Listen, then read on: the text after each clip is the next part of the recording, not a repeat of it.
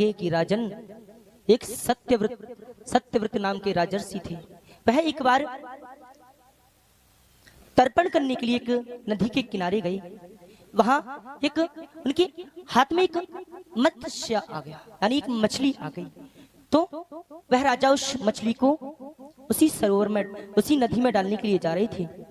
तो वह मछली कहने लगी कि राजन, मुझे इस सरोवर में मत डालिए, क्योंकि इसमें बहुत भयानक भयानक जीव रहते हैं, वह मुझे खा जाएंगे। तो राजा उसे मछली को लेकर अपने कमंडलू में डालकर अपनी कुटिया में लेकर आ गए, अपने महल में लेकर आ गए। बाद उस मत्स्य ने कहा कि राजन, मुझे इसमें से निकालकर दूसरी जगह डाल दीजिए, क्योंकि यह निकाला और कठौती में डाल दिया। तो मत्स्य थोड़ी देर बाद बोला कि राजन, इसमें यह भी मेरे लिए छोटा पड़ रहा है, इसमें से मुझे निकालिए और मुझे कहीं अन्यत्र डाल दीजिए। तब राजा ने उसमें से उस मत्स्य को निकाला और एक सरोवर में डाल दिया। तब थोड़ी देर के बाद वह मत्स्य पुनः बोला कि राजन, यह भी मेरे लिए छोटा पड़ रहा है, यहाँ से मुझे कहीं अन्यत्र विराजमान कर दीजिए। तब जैसे ही राजा उसे उसमें से निकालकर समुद्र में डालने के लिए जा रहे थे, उस समय मत्स्य बोला कि राजन, मुझे इसमें मत डालिए, क्योंकि इसमें बहुत भयानक भयानक जीव रहते हैं, वो मुझे खा जाएंगे, इसमें मत डालिए।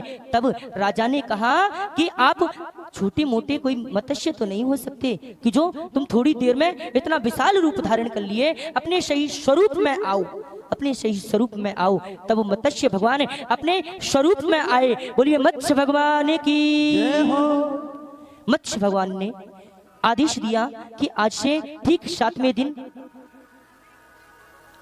इस पृथ्वी पर जल ही जल होगा, इसलिए तुम सप्त ऋषियों के साथ जितने भी सृष्टि के मूल बीज हैं उन्हें साथ लेकर सप्त ऋषियों के साथ मुझे खड़े मिलना, और वहीं तुम्हें एक नौका मिलेगी और उस नौका को तुम उसी समय मैं प्रकट होऊंगा और संपूर्ण पृथ्वी पर जल ही जल होगा।